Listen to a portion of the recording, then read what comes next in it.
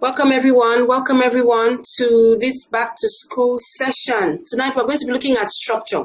We're going to be looking at how to establish structure in your home, how to structure your child's day to enable them, be able to build their executive function skills and also to enable them, foster academic excellence, right? What many people don't realize is that structure also enhances academic excellence. If you've followed the previous sessions we've had so far, then you will realize that what happens at home impacts what happens in the classroom as well. You cannot separate the two. They are very connected and both are very relevant. It's not enough to just have a plush school and give all the supplies, but also you have to pay close attention to the fact that you are creating an appropriate learning environment for your child. And establishing structure is one of the ways that you create that good learning environment for your child. So once again, you are welcome. I am Dr. Jen Devoti. I am the founder of Parenting with Dr. Jen, and I am the convener of this back to school webinar.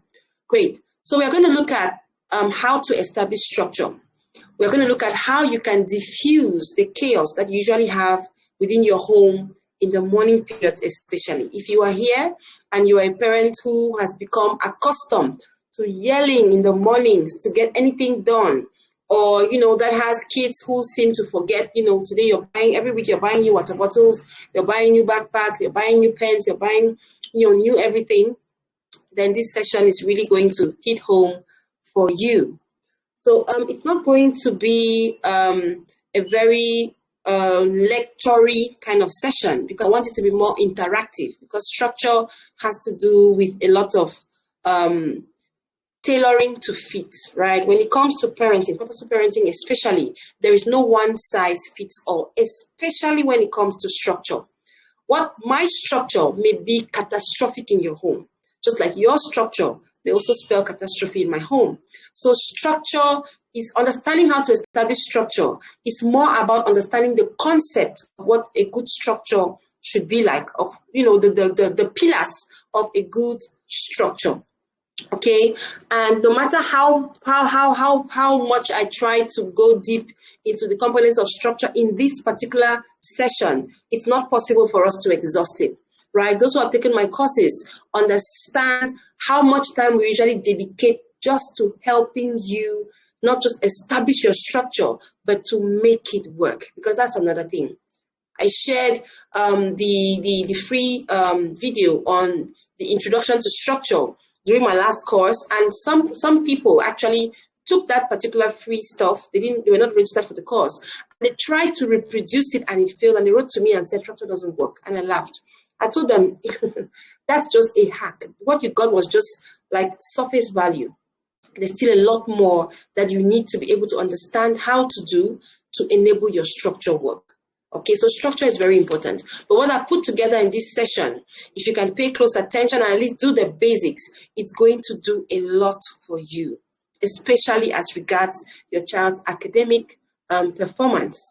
Okay, so during this session, you are going to be free to ask questions. I expect you to ask a lot of questions, because that's what I prefer for us to be able to do tonight, to make it really worth your while. It'll be better if you ask your questions. So as we go along, you can use this opportunity to ask questions that relate to your structure and how you can make it work. I'm going to do my best to answer as many as I can, but I hope that we can be able to touch every single person's interests.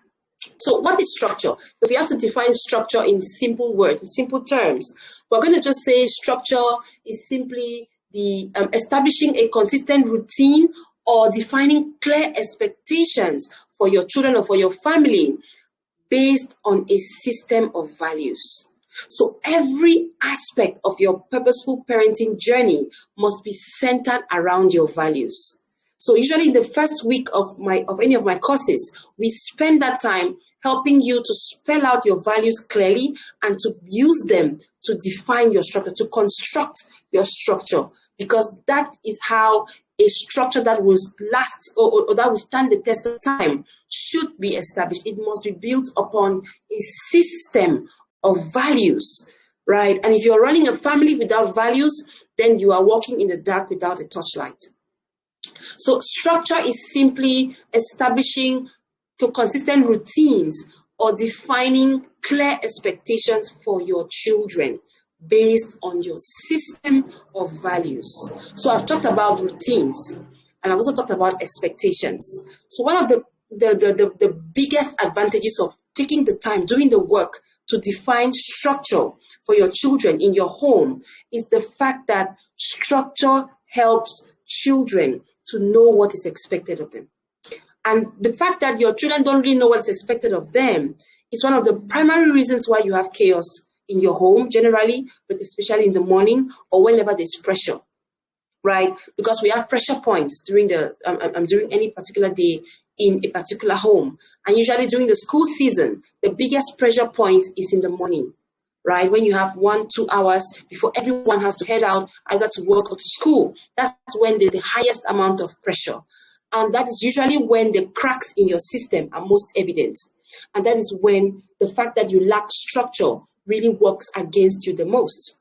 Because any place where you find chaos, I can promise you that there's a lack of structure or the structure is not working. Okay, because structure is one of the antidotes to chaos. So structure provides a framework that helps your children understand what behaviors are acceptable and also to know what is expected of them. In most homes, if you take out the authority figures, every other person becomes a mouse. They are free to do, everything just goes down the drain. And you have many parents who are screaming and yelling and getting frustrated. It's because when they are not there, nothing seems to work. One of the advantages of having structure is the fact that it helps you, it helps your parenting processes to continue even in your absence. So one of the proofs that a home is structured is in looking at what happens when the authority figure steps out. Because structure helps you raise children that are able to lead themselves eventually and progressively. So when you have structure defined, your children know exactly what is expected of them. And when they run through your structure for a period of time, they get to the point where they are able to carry out those tasks as a matter of habit because they have already become accustomed to doing it in that way. And that is how you help children, or you raise children who have internalized a system of values. So clear structure and expectations provides limits and boundaries that helps children to know exactly what will happen. So the children know where the boundary lines are. They're not surprised that there's a boundary here, there's a boundary here. And they also know what will happen if they should cross those boundary lines. They know what will happen. So structure helps children know exactly what is coming. It gives predictability. So the child is not shocked, the child is not anxious, because a home that lacks structure, you have children who are constantly anxious because they don't know when they are going to cross you. They're not sure. You will say, I have told you so many times, but structure is about putting together a system that helps you emphasize what is important for your family, that helps you spell out clearly where the boundary lines are, that helps you, communicate to your children what behaviors are acceptable and what does not fly. And also your kids get to know what happens if I choose to go this way. Structure helps children learn how to make decisions. It helps them learn how to make choices within the context of your values. That's how you raise a child that is able to thrive in spite of peer pressure. That's one of the things amongst others. Structure. So it raises children that are self-disciplined. And structure, when it comes to academics, actually helps your children be able to build what they call executive function. If you remember, if you were there for the session where we talked about, why some children struggle academically, one of the reasons was because of a lack of skills or a lack of executive function skills. Poor time management, poor organization, poor planning. Children who struggle when it comes to executive function. Executive function has to do with all of those things. So structure is one of those things that can actually help your children develop executive function, which is one of the skills or the skill set that is vital for academic excellence. because academics is all about your child being able not just to plan their work, but to manage their time, to remember what they are being taught, to be able to know that this is important and this is not. If you've taken any exams, you will remember that when it comes to exam, when you enter an exam hall, you need to be able to plan your time, plan your work. If not, time cuts you short. No matter how much you know, if you can't finish, you can't get an excellent score. So executive function are those things that helps children thrive academically. So when you establish structure, especially during the school season, it helps build executive function skills in your kids and it supports their academic excellence. So what is executive function? Before we go back to structure and how to define it. Executive function is simply the ability to plan, to organize, to prioritize, and to manage time and task. So if you have kids who usually are not able to wake up in the morning and go through the time from when they get up from bed to when they enter the school bus or when they leave the door, if you're not there, they can't be able to pull through those tasks by themselves or with minimal support. They get confused, they get lost, they lose track of time, then executive function is poor. And structure are those ways that you can help develop that particular aspect, that particular skill set for your child, even from as little as the toddler years. Of course, there's what to expect for every age, but you can't. I remember one of the stories I've shared on my social media platforms was the fact that I have some kind of an acquaintance who came to me knowing that I'm a parenting coach, and she was sharing with me about the fact that her 18-year-old still needs her to wake him up in the morning. And that's what she does. She says, if she doesn't wake this boy up, this boy will go to school late. I've also had a couple of parents that I've worked with that had the same challenge, that have 18, 16, 15, 12-year-olds that still depend on them to wake them up in the morning and run them through the cycle for them to be able to get them to get out the door on time. This is the child that's already having higher education, and his mom still needs to, be able to push him through the list of things that have to be done. What are you doing? An 18-year-old, a 16-year-old, even a 12-year-old. That's why we live in an era where you find people depending on boarding schools to teach their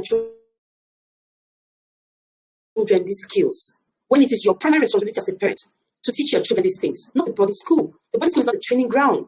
It's an educational institution. So it's like children go to use the skills that you have given them. That's why some children are traumatized for the first 3 years they are there, and it leaves permanent scars on them. Because some parents use the boarding school as a training ground for things that they were supposed to have taught their children. And the kids go there and they suffer. And the kids go there and they are traumatized because they lack these skills. And when this child comes back home with a red report card, you lose it. And you think that the only reason why the child cannot make it educationally is because they are careless, they are playing, and all of that. You forget that the boarding school setting is a setting that requires or that depends on executive function. You send a child to school who cannot wash even their underwear, who cannot take care of their own things. A child who in class 6 will still come back to the house with a backpack empty every now and then. Books have to go and be pulled out of the school bus and pulled out of the classroom every now and then. The child can't keep their personal belongings. You bundle this child, you send to the boarding school to teach the child skills, to train the child for you. No, that's not the way it's supposed to be. It's supposed to be the other way around. Such a child is not ready. Intelligent that child may be, the stress that the environment puts on a child that lacks skills will cause that child to struggle in the classroom, because like I said, what happens outside of the classroom complements or actually serves as an obstacle to what happens inside the classroom. So you cannot separate the two. So the children who thrive usually in boarding schools are children who get into that premises with a skill set already built into them that enables them to be able to navigate the system. So they're not worried about what they're wearing. They're not worried about whether they've lost this or lost that. They're not always on punishment because they know how to manage their time. They know how to take care of their belongings, and they're able to thrive and to build on these skills. So you send them there to build on what you have already put in. Okay, so executive function is very, very important. And it is essential for learning, for problem solving, and for self-regulation. So structure is one of the things that helps, that contributes tremendously to developing executive function. So if you're here for this session today, and if you're watching this after we are done, and you have a child who is already 7 and above and cannot even wake themselves up in the morning, I challenge you to, be able to set it up for your child to be able to at least start from that level, right? Buy an alarm clock. My son, every academic year, but that's one of the things that we always ensure that we have. Is it working? Do we need a new one? And we make sure that they have it because they wake up themselves. They wake up by themselves. Nobody's rushing there to do this or do that. They wake up by themselves. And that's an important skill to teach a child. That consciousness that, hey, I have to wake up in the morning and prepare myself for school. It starts from as young as even the toddler years. So when your child is like 5, you can start already, just place an alarm clock and you can help reinforce it as the child is growing older. But by 18, what are you doing waking up an 18-year-old boy to go to school for? And like I will say, let that child go late to school. But the parents panic. Why? Because they know what happens. Or if he goes to school late, he can be exempted, he can be punished, he can be sanctioned, they may dismiss him, and my school fees will go to waste. And this is the problem with that scenario. You know what will happen, but the child apparently does not realize the consequence of what they are doing. That's why I keep begging parents. Discipline is not about yelling and screaming and beating up on the child. It's about helping your child know that actions have consequences. And that is how this lady was helped. I told her one thing. I said, let that boy go late to school. The best you can do for him, make sure he sets his alarm at night. If he doesn't wake up by himself, let him go late. There are consequences in the institution for those who come late consistently. When he faces those consequences, that is where he's going to learn. And that's what will make him sit up. Because I have spoken, I have shouted, I have this, you say all manner of things, but the child is still waking up, knows that whether you talk and talk, you will still wake him up. So he's not ready to be responsible or accountable for his behavior. And until you can create a system that holds him accountable, that child will never become responsible. Because he knows that mama is there to, to wake me up and all of that. Great. So how to define structure? Let's quickly run through that before we look at the samples that we have. How to define structure. Firstly, why? I'd like us to discuss a little bit why it's important for you to define structure. Okay? Now, one of the things that we fail to realize is the fact that chaos really has a great impact on children. Children who grow up in chaotic homes are more likely to struggle with executive function skills, which includes working memory, cognitive flexibility, and inhibitory control, like self-control. Okay, and these skills also help with learning. So children who lack these skills will have difficulty with academic tasks as well. The more chaotic the home environment, the more likely children are to experience problems such as difficulties with attention, they may be hyperactive, and they'll be impulsive. Because a structured environment also instills discipline, what is called self-discipline. Structure builds self-discipline in children.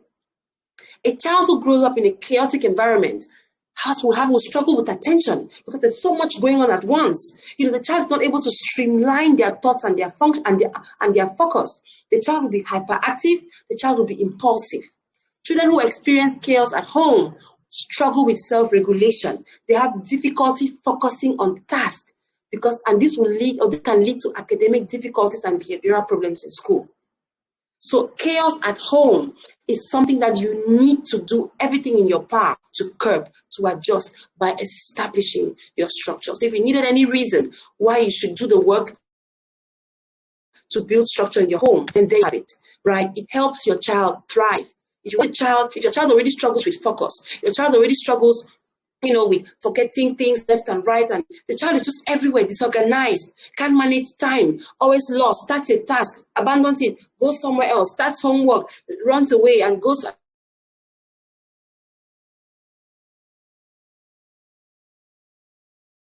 The child is already effort just now. Yes, when they are toddlers, that's okay, that we can accommodate that. But as the child grows, it ought to get better. Children who struggle with screen time, even the school season, there are parents who have nightmares because of the difficulty they have with managing their children's screen time, even during the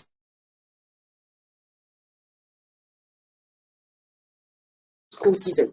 These are the reasons why you actually develop structure in your home so that your children can benefit from it. because it's going to give you all these benefits. It's going to help you in these areas where you're struggling. So what are the steps to define structure in your home? One of the very first things that you need to do is to spell out your values. We can't go deep into that, right? If you're really interested to learn how to not just set up structure, but to make it work, please sign up for my upcoming course. It starts on the 8th of October.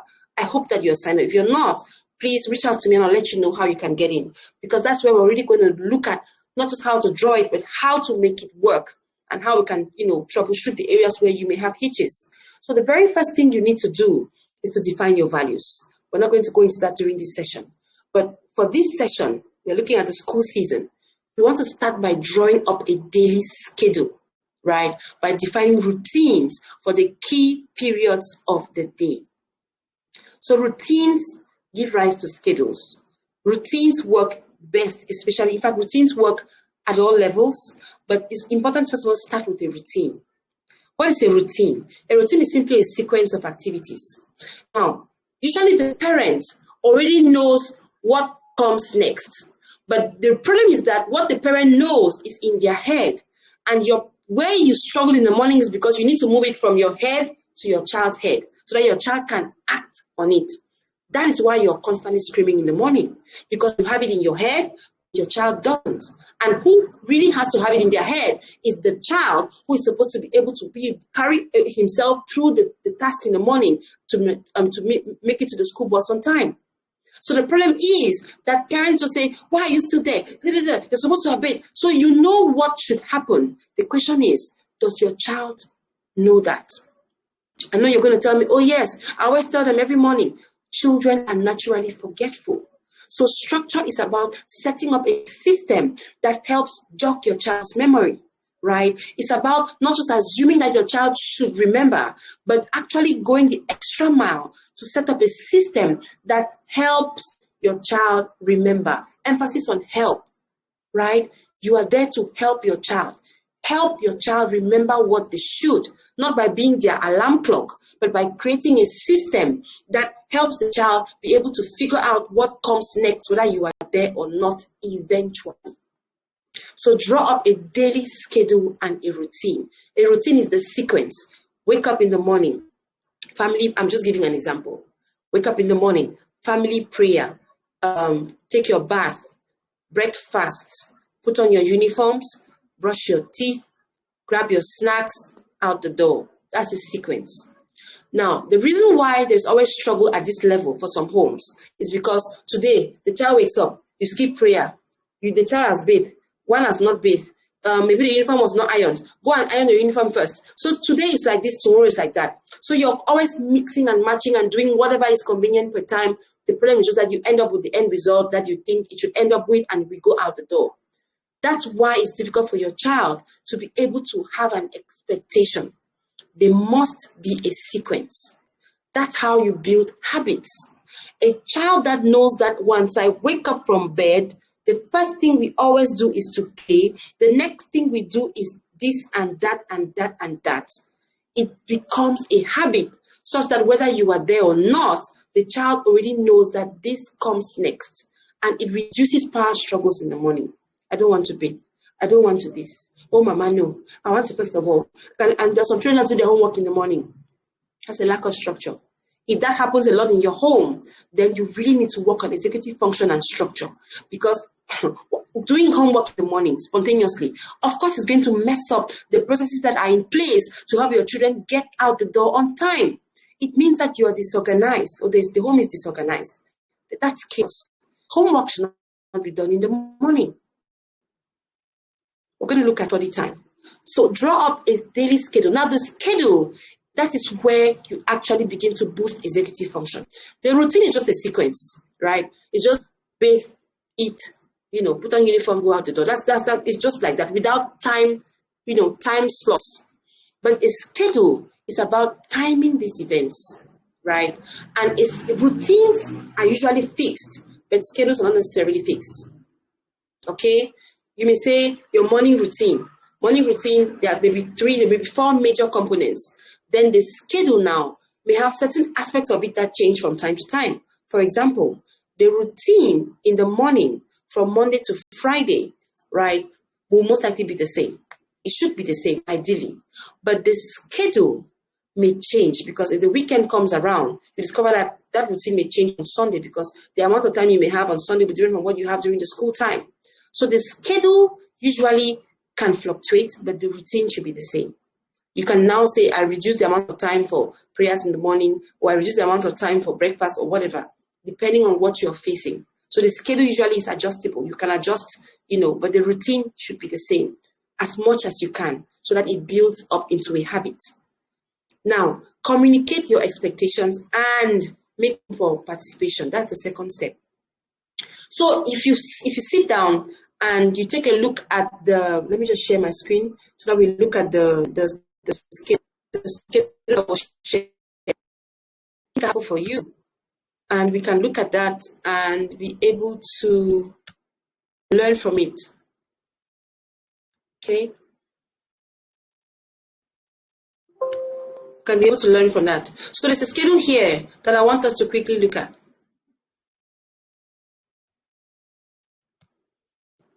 Let me just share my screen so that we are able to look at what I'm talking about.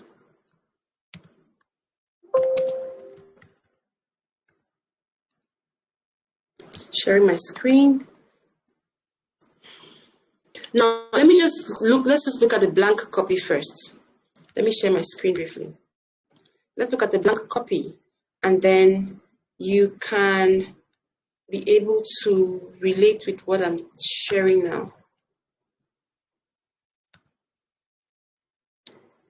Trying to share my screen.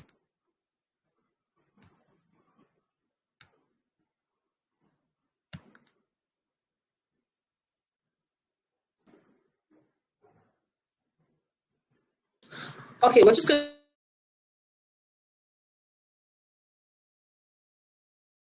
to go ahead while it's a bit of time. The next to do is indicate your patience. Now, if you draw up, no matter how perfect your schedule or your routine is, if you do not communicate it effectively to your children, it's still not going to work. And that is that is one of the key components to how you make your structure work, that communication aspect. Remember that I said one of the reasons why we have chaos in the morning in most homes is because the sequence, whatever it is that you need to get done, is in the parent's head. And you are now the one announcing it all over the place at that time when the children need to get done. But the putting structure helps your child to have an advanced to expect in advance that this is going to come. After this, the child knows what is supposed to happen before it happens. So it helps you not to struggle so much. Okay? So when you have your system, when you have your schedule defined, drawn up, then you have to share it with your kids. You share it with your kids, with your family, not just your kids, because every other person should know. You share it with your family. Oh my God. You share it with your family. And how you do, one of the ways you do that is by family meeting. Announcing, deciding on burial plans, or using it as a tribunal for who has done this and who has not done that, or using it as a judgment ground. No. Family meetings are meant to enhance communication and are a key tool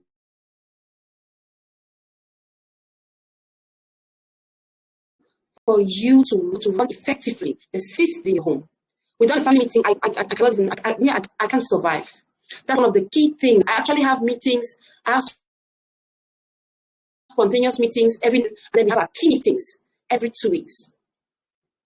There are months we have meetings every Sunday, but usually it's every second Sunday. Every 2 Sundays we have a meeting. Every other Sunday we have a meeting. And like I said, one of the things you're going to learn when I take on my courses, you're going to learn how to do a family meeting that works.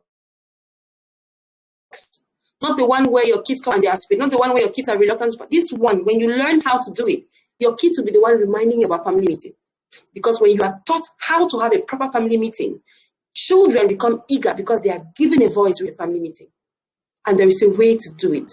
I don't know if you can see can you see my slides? I'm seeing so many of them at once. How many do you see? Can you see one? I see so many. Please help me out. I don't know why. Can you see the schedule? Can you see the sample?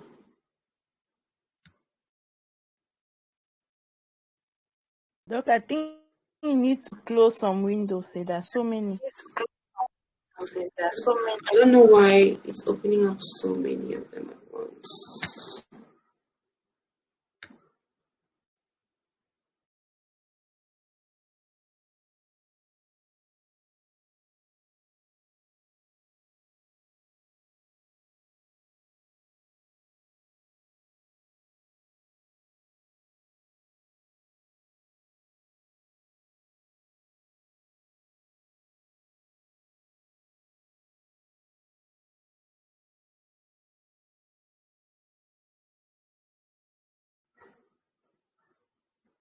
So sorry about that. Okay, so see, communicate. So you need to find a way to let your children also discuss it. So when you have the schedule, one of the things you need to do on the team, you need to put it up. But if to communicate the components on that schedule with your kids, everybody participates. Or you don't know any need to be there. You have one. The other adults in the home should be part of that meeting. Because that is where you're going to define who does what happens when, how much time do we do from where to where to where, what is important to us, what is a must, what is acceptable, and what is not.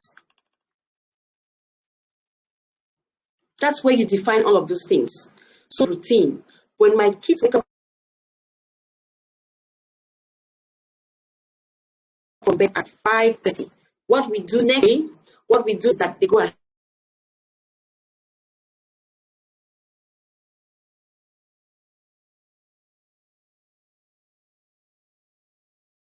have this, while the other ones are already put away from there, they switch, they swap teams, and then you have,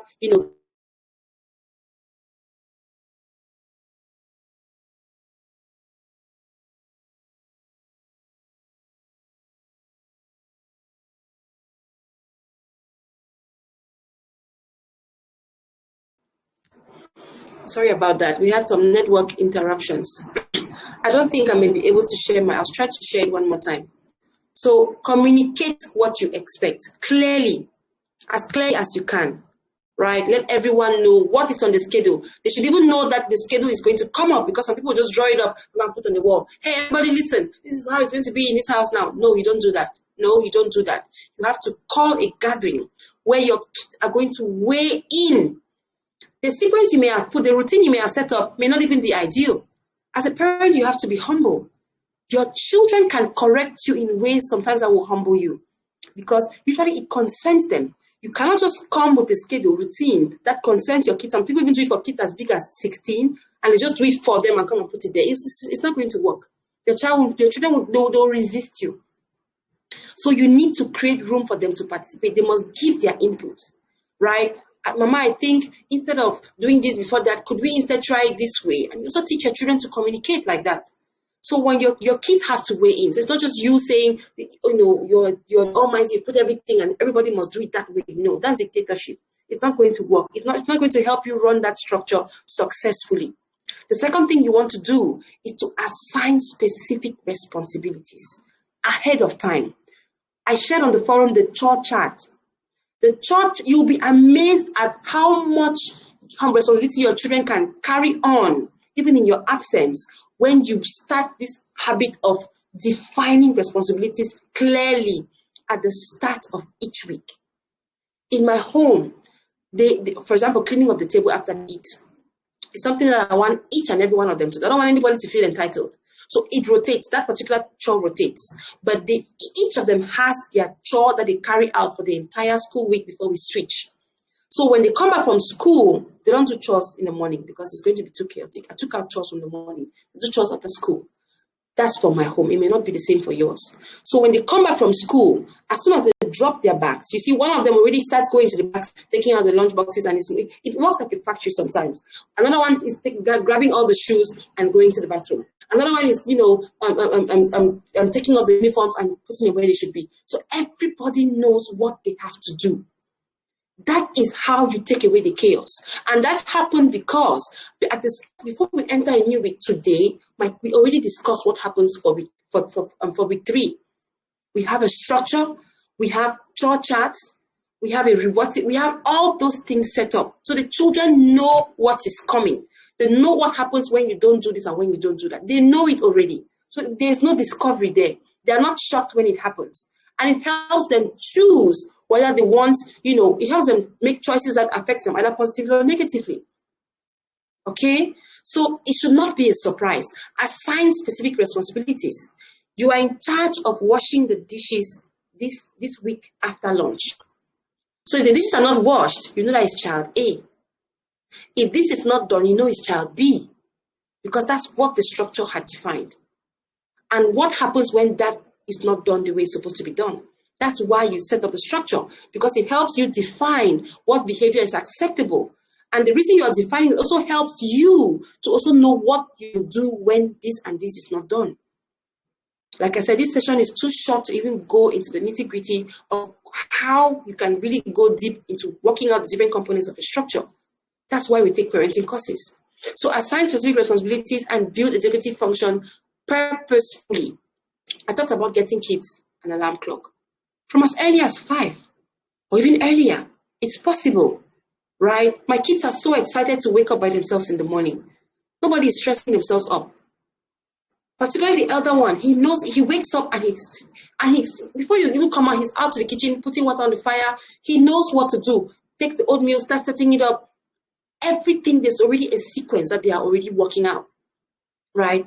And once you start it at the beginning, there is something called supervision, because you can't start from a place of chaos and expect to just be where I am now in 1 week. No, there is the part that you have to play. Before my kids got to the point where they are able to lead themselves, whether I am there or not, because usually when they come out from school, I think on 3 or 2 days a week, I'm not there. They are with their nanny. And she doesn't struggle because they already know what to do. So even the nanny is fulfilled in her role because they don't stress her, right? Of course, there are days when the kids have their issues from school, but it's rare. Those are rare occasions. Usually everything is smooth sailing.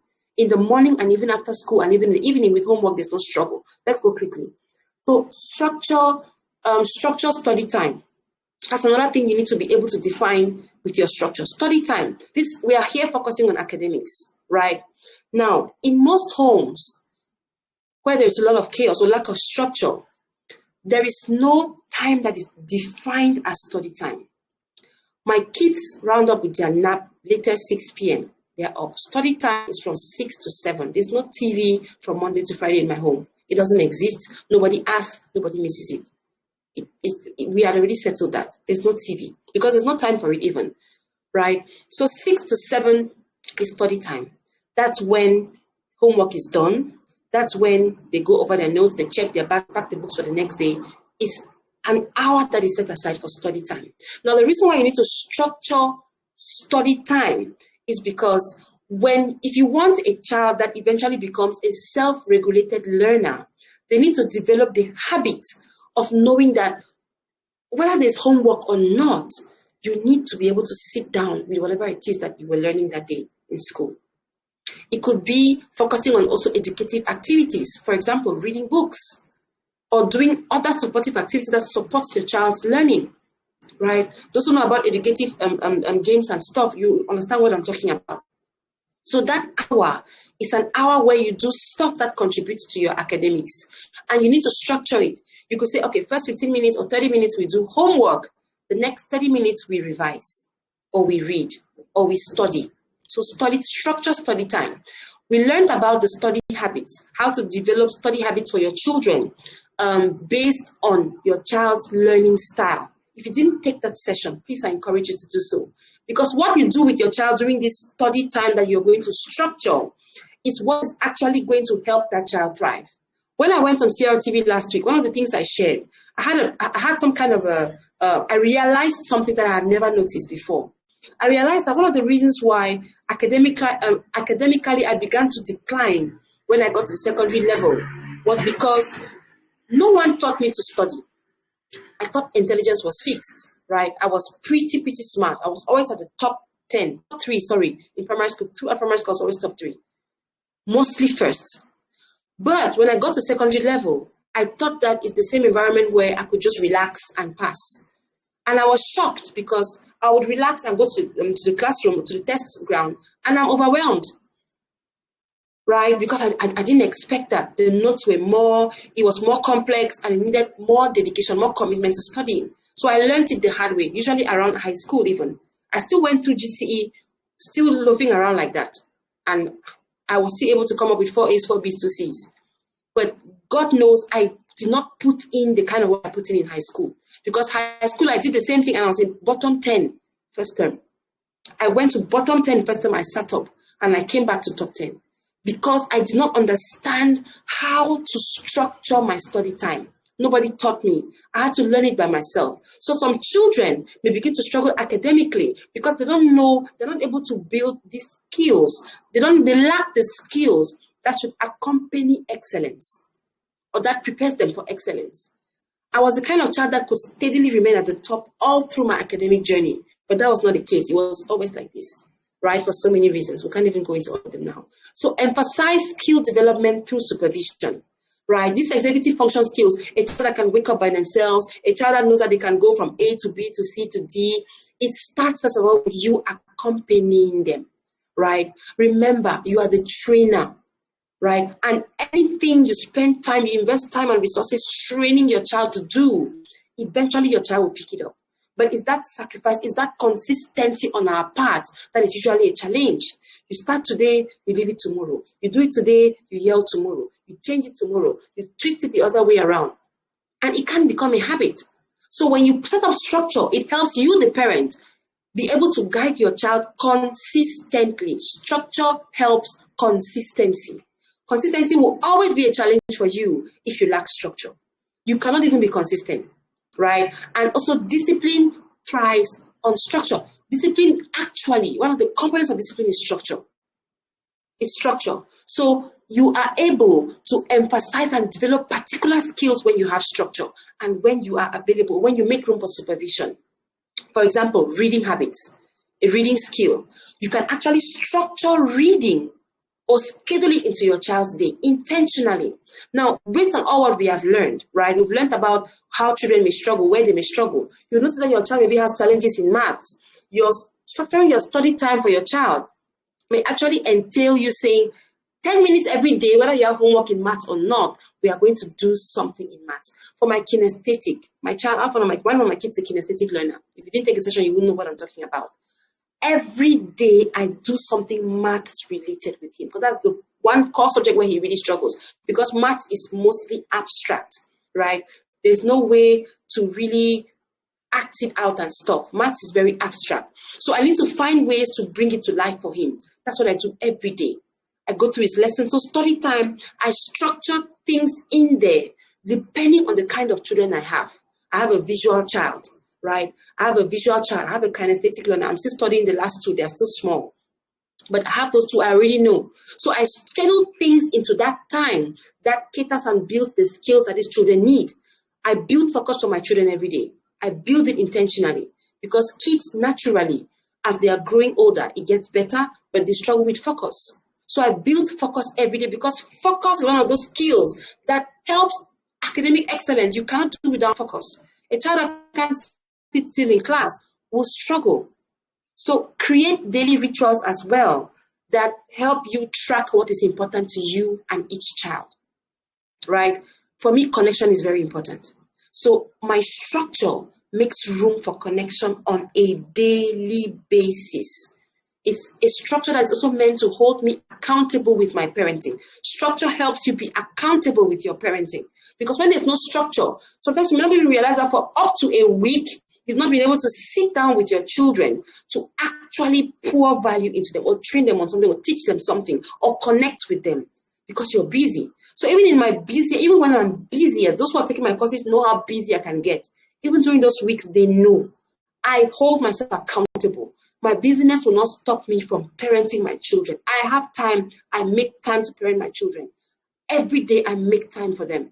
Intentionally, my structure helps me be accountable.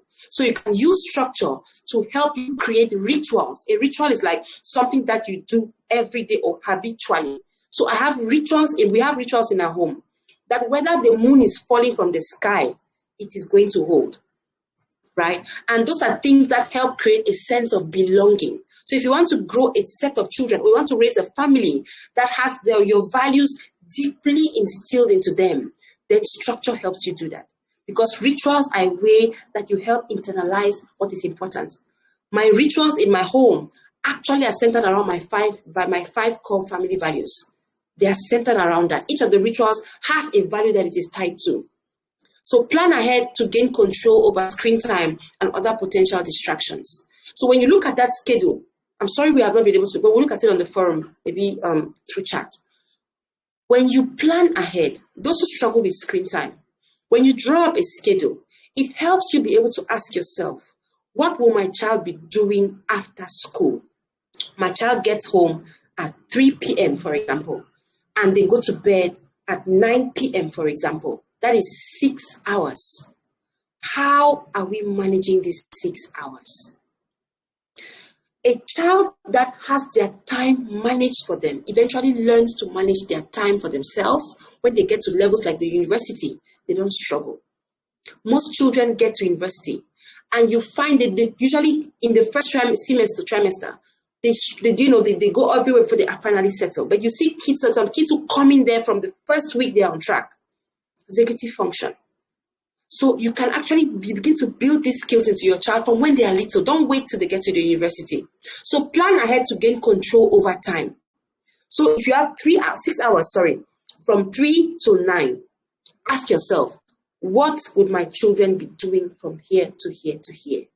They get home at 3. What do they do for the first hour? What do they do for the second hour? Do they take a nap? How long would the nap be? Do they do this? Do they do that? Do they do that? Do they watch TV? It may be allowable according to your schedule. For me, it's not. It may be for you. But if you want to gain control over screen time, that is how you do it, right? Will they have outdoor play? Are they going to do chores? How long can the chores take? How long am I allocating? Do they have, for those of you who are fond of extra lessons, the lesson teacher comes when? Can my children play? If you exclude play from your child's routine daily, even during school time, then you don't understand how important play is. Even for you, that is trying to manage your child's behavior, and even for your child's education, play is not the enemy. Lack of structure is, even when it comes to play. So plan ahead to gain control over screen time and other potential distractions. When you even just sit and just start even just with a routine that says, this will happen, even without timing it at first, you will see that it gives you a sense of control over the time that you have with your kids after school. The next point, don't overlook connection. It's very important. If any of you caught my post that I posted, I think yesterday I posted on social media, I said, when you go through a period where you feel as if your children are misbehaving on purpose, instead of punishing them, check connection. Because children are masters at using their behavior to tell you that they don't feel connected to you. Usually when children are just resisting you back to back to back, it's because your connection is broken. So during school time especially, the connection between parents and their children is usually strained. This course coming up, Building a Strong Bond, that's one of the highlights of that course. You will learn how to connect with your children daily, even with as little as 10 minutes. So review often to make adjustments and give room for feedback. A schedule is not fixed. Even your routine is not fixed. What works for me may not work for you. And what may have been working before may not work because something has changed in your home. So you have to be flexible. You have to be flexible, right? If your children have moved from one class to another and the routine of last year is seeming not to work this year, change it. If doing chores in the morning seems to be the area where there's a lot of chaos because of those chores, you can simply take it out. If waking up at 6, you find out that the time you have from that 6 to when the bus comes is usually so chaotic, you may wake up at 5:30 and sleep a little earlier. Be flexible. Pay attention to the areas where you have that chaos and you have that yelling and all of that. There is a message there for you. Something is not working. Take it out, right? You may start doing a lot more things the day before. If you have a lot of chaos in the morning, ask yourself, is there something I can start doing the night before that can help reduce the tension in the morning? These are things that are logical, but for some reason, we usually seem to overlook them, right? Let me just go through a few quick tips that can help you manage your morning chaos before I take questions. So the first thing you need to do is create a morning routine. Even if you don't do a schedule, just create a morning routine like we have discussed here. Decide what happens from wake up to out the door. Decide that and write it down, right? And if possible, you can create a visual. Remember that some children are visual learners. Visual learners will do well with visual schedules. Even toddlers can use schedules, but they should be visual because they can't read. So if your child can't read, you need a visual schedule. Okay. The second thing you want to do, prepare the night before. Do 3/4 even, if possible, of what needs to be done in the morning. See everything that can be done the night before and do it the night before. And train your kids to do that. Make it part of your evening routine. There should be a slot there for preparing for the next day, where your kids iron their uniforms. Yes, my children as early as 6, 7 already iron. Your kids can be taught to iron. They can iron their uniforms and set them up. Everything should be kept in the way it will be used.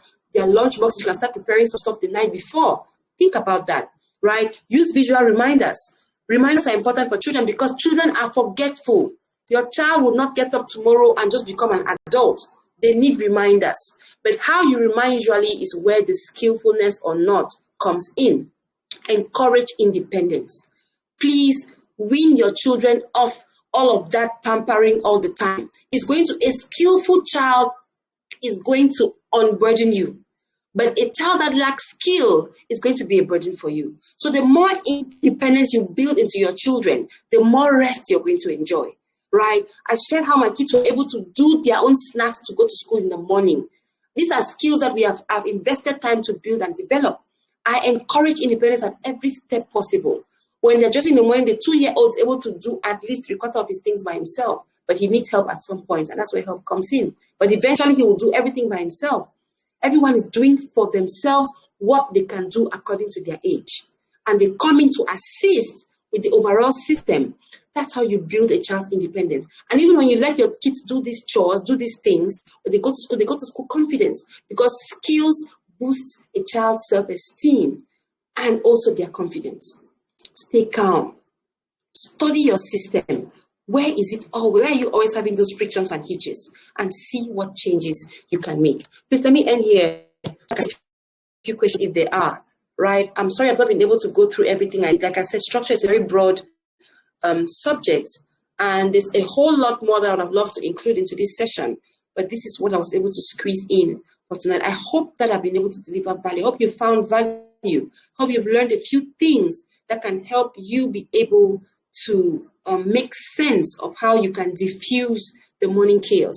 If you have questions, if you send something to my chat, or if you have a question, you can either send on the forum or you can ask live. I'll be able to answer any questions you may have. While I'm waiting for any question, let me just read this schedule sample that we have.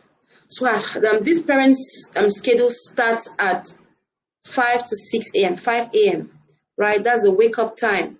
So they wake up, devotion, chores between 5 and 6. Between 6 and 6:20, they have brushing, bathing, dressing for school. Between 6:30 and 7 is breakfast time. Between 7:30 is go to school. And then they come back from school at 3. 4 to 5, they have lunch, quiet time. Yeah, that was a parent. Quiet time or nap time, depending on their ages. It depends. Not every child can take a nap in the afternoon. So please. 5 to 6, you have chores, prepare next day. Exactly, prepare for the next day. So 6 to 8, you have reading, homework, family time, and 8 to 9, prayer time, bedtime. So that's a, it seems so simple, and it may seem pointless, but I tell you, this thing you see me read through, it has a lot of power. If you want to have a home where your children are able to lead themselves, you see that thing I just read, that's one of the keys that you need to master how to use. That schedule I sent, those things I sent, you need to print it out. Or if you can't print it out, draw it up with the pen and a ruler. And let your kids participate in drafting up the different components of your schedule and routine. And you'll see the difference it's going to make. Let them give their input. Let them participate in drawing up those things. It's going to make a big, tremendous change. We didn't talk about the meal planner. The meal planner I sent has 3 rows, right? And each of those 3 rows, you can use it in 2 ways. You either use it as morning or breakfast, lunch or lunch box, and then maybe the main meal of the day, or you use it for 3 components that you want to put in your kids' lunch boxes every day. Why you need to have a meal planner is because if you really want to be intentional about feeding your children nutritious food, you must plan. Because planning will help you budget. Because nutritious food is not cheap, right? It will help you see the best you can do for the budget you have. And it will help you see simple things that you can even vary. For example, we'll be sharing examples. You can copy what other people are doing and you can schedule it, you can plan on it and see what you can do within your means, right? And usually when you don't plan it, you find yourself always operating in your convenience zone. Spaghetti and egg, spaghetti and egg, spaghetti and egg, spaghetti and egg. Is it bad? No, but variety is better. Okay, so when you vary, your kids get a whole range. But when you don't plan, you find yourself always caged to convenience. Where you get up in the morning, whatever you can whoop up, bread and chocolate, bread and chocolate, bread and chocolate every morning. So with planning, when you sit even with your kids to draw up, okay, this is what can we eat? You can see, you discover that things that you did not even think you could not have even thought of start popping into your mind because you have a pen and a paper. And you're able to plan. Okay, I think I can afford apple. Except I think 6 apples cost 1,000, and I have 2 kids. Those 6 apples can actually go for 3 days. I could give, and you see that it's actually feasible. And your budget, you decide, okay, I have a budget of 10,000 this week for snacks, for snacks to school. How can I share it? How can I plan it? And you find yourself be able to schedule nutritious stuff that will keep your kids learning effectively because they are eating well. But when you don't plan, you will always operate on convenience. There are parents who give their lunch, you just give money. I'm not part of the money gang, and I have my reasons why that approach is not very advisable. Well, like I said, there's no one size fits all. It may be working for you, but I hope that before giving your child the money you're giving, you're also taking time to instill into your child financial skills. Because giving a child money without educating a child about money and instilling the values that should come with spending money can backfire. So please, you can try that. If you want to share on the forum for us to use it as a sample to discuss, no problem. I'm willing to correct whatever you put up on the forum. Not personally, please, on the forum. If not, then no. It's only during the course that I accept those personal interactions. But here, it has to be on the forum. If there's any question, please ask. If you have something you want me to clarify, please feel free to ask as we shut down any moment from now. Is there something I've missed that I was supposed to really, really discuss? Please let me know. Thank you very much for your kind attention, dear parents. I had a wonderful time sharing with you this evening. So if there's any question, please ask. I'm all ears. Okay, Madam Cha wants to speak. Let me take Madam Cha. I think she indicated that she wanted to speak. Oh, Madam Taku, if you're ready, please go ahead. Yes, Doc. Good evening to everyone. Good evening. Yes, I just want to know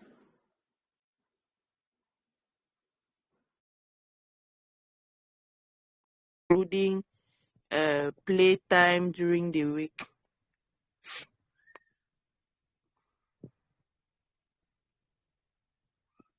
Including playtime during the week. That's my challenge.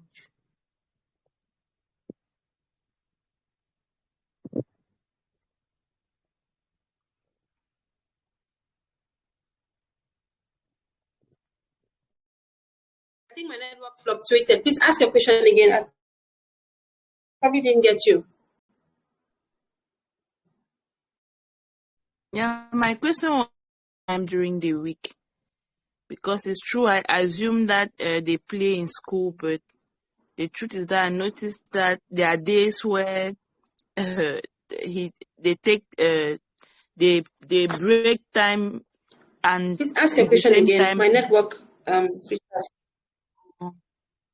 I said, when can I include playtime during the week? During the week, because When can you include playtime? Who is asking? Doc, is it Doc? yep. Sorry, okay, great. When can you include playtime? So it depends now on the age of your child. It depends on when they close from school. It depends on what First of all, you who is asking, you know that play is important. That's why you're asking, right? Because you know that is vital.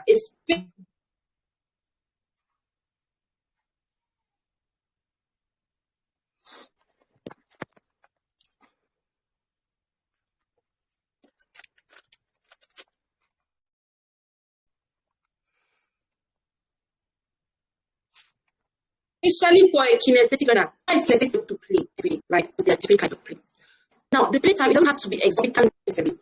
You have plenty of things I've taught the parents I've worked with, is that your structure, how you arrange the different items, the different components, can work against you or can work for you.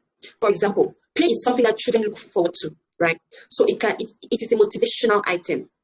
So you can put it after areas of your schedule, of your daily activity, your child's daily activities, where you usually struggle to get them through it. This is a tip that only parents usually share with the parents I work with, but I'm giving it to you here for free.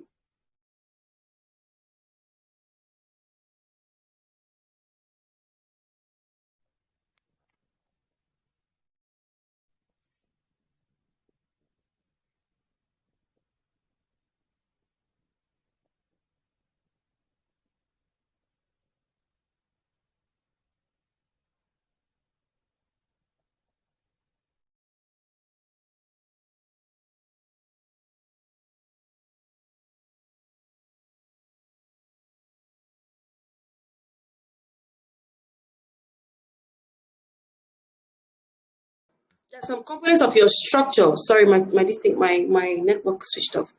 The components of your structure can actually help your children be able to pull through certain areas that are not pleasant, right? So it depends on what you are doing.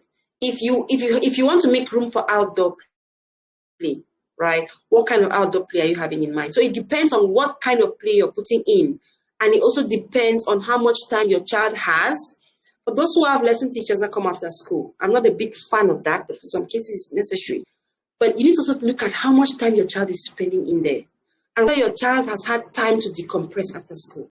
There are some children who come in after school and 30 minutes after lesson teacher is already in. I mean, that child has been in class for 6 to 8 hours. They have another 2 hours after school. And then, so there's probably no room for play. So it will depend on the key activities that you have featuring after school period and how long they are. But regardless, you can always find a way to fit in some kind of play. And if you have the knowledge from the things I've been teaching on my other area, during my courses, then you will know what I mean by that. How to, flip the varieties. Okay, those who are coming in the BSBC, you're going to learn how, because that's one of the things we do. We'll show you what to put and when. Sorry, we can't really do all of that now. I hope I've been able to answer your question. I still feel, but don't worry, you have signed up already. We're going to look at that during the Building a Strong Bond course. We're actually going to help you do it and build executive function using those activities as well. Okay, Madam Evelyn, you're free to talk. Oh, Madam Cha wanted to speak. Listen to Madam Cha first, please. She had, Madam. Thank you, Ma. Thank you. Please, my children are just nursery 2 and primary 1. I don't know how to communicate the structure with them. How do I do it since they cannot read? Visual structure, visual schedules. That's what you need to use for them. And then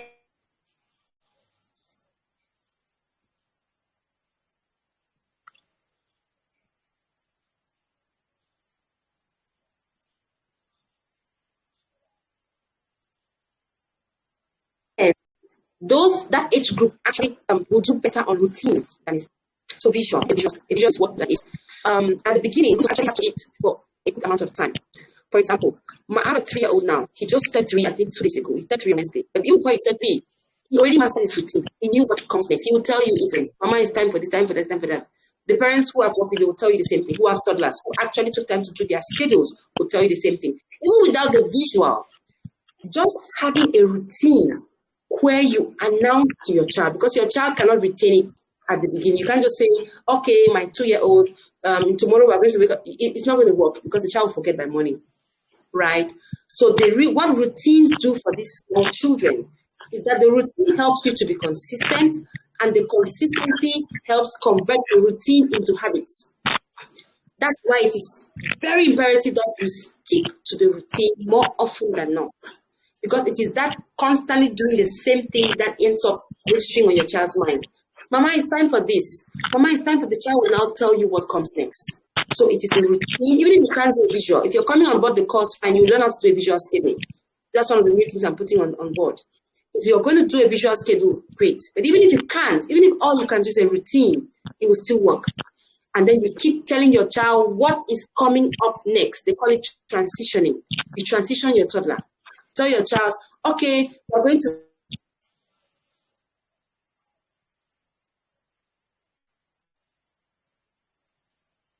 now we're going to let the child know what is coming for him to do. Just okay, come on, child, go there without preparing the child's mind. It may never become a habit. So you transition the child and you stick to the routine, it become habits, and the child will be able to pull through it by themselves eventually with little or no assistance.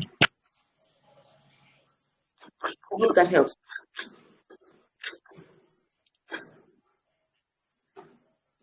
Madam Cha, I hope I've answered your question. You answered, ma. Just the network. I can barely hear some.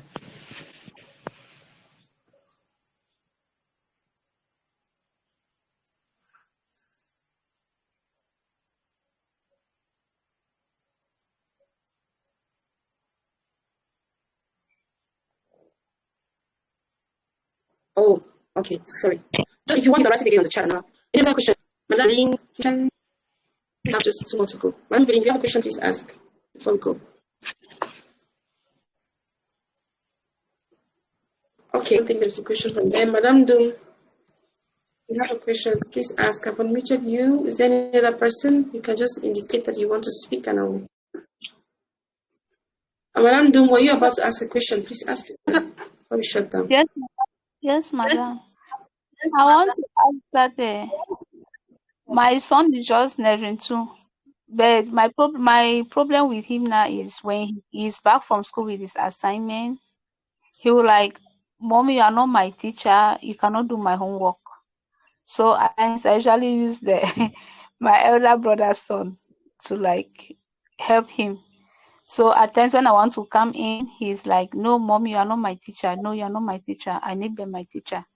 So it's really difficult for me to go with this assignment. Yeah, I know. I know. I can relate very, very well. Children, I'm not saying that is the case, but I suspect children will prefer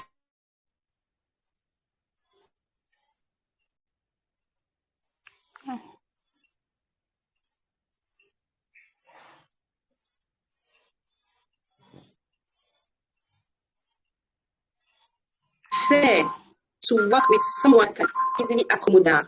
How you handle your delay to grasp or their meals, how you respond to that may actually cause the child to shy away from you as a teacher, right? And sometimes I realize that whenever my kids come back with something from school that has been taught to them in one way, and I'm trying to teach them in another way, it can confuse them. So usually they get upset, and they may not want me to say, "Mama, no, that's not how my mom taught me." So sometimes that's why working with your child teacher is very important. I usually sometimes call the teacher and say, "Please, how do you teach um, um,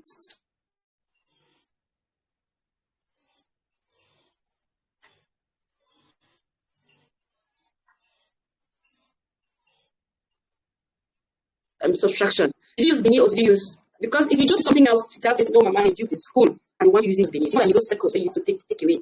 And if you say minus, the child will say, "No, my mind is take away."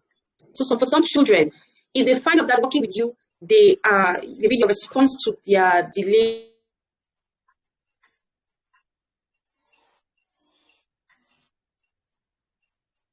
or to their inability to grasp something is harsh, or you have the ability to explain the way that they don't get it or contradict, so that teacher taught them, they also shy away from you. So possibly that could be the reason. Okay. So if you can try to work on the way you teach or the way you help the child, how patient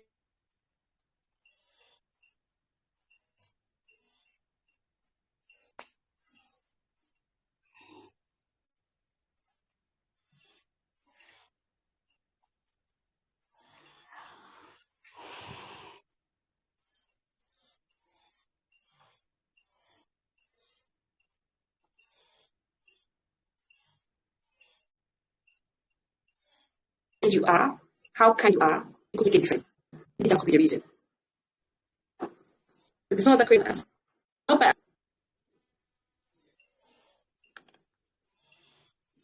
Okay, I think there's no other question. If there is, if anyone comes up with a question, you either send it on the forum and we're going to answer it there. And I'm still going to put up the structure components on the forum and then just put up a few notes because I've not really been able to go through all of them as detailedly as I wanted. But like I said, this platform is shallow. You cannot really go into the depths and crypts of how to establish and run a structure here. But I believe that with what I've shared here, if you are keen, you can still be able to do a lot with it, a whole lot. I also shared the link on to the introduction to structure lesson we had on the last course I did. I actually shared that for free. It's on my YouTube channel. You can check that and you can listen to it. I think you're going to grasp something from there about why it's important and all of that. You're going to grasp something from there that can help support what you've gotten from here today. Thank you so much, dear parents, for your kind attention. It's always my pleasure to be able to, share what I believe is really going to help you become more purposeful on your journey. Thank you very much, and I look forward to the next session. Dr. Fomenki is yet to come up with her session. She's had difficulties, I believe, finding the time to be able to get to us, but I believe that she's going to come. I also said that this forum is going to be a forum where every now and then I'm going to bring in different experts and I'm going to share on different things, right, for free. But like I said, taking a course takes you, if you really, really want to be able to master the process, then taking a course is for you. I encourage you to do that because there's some things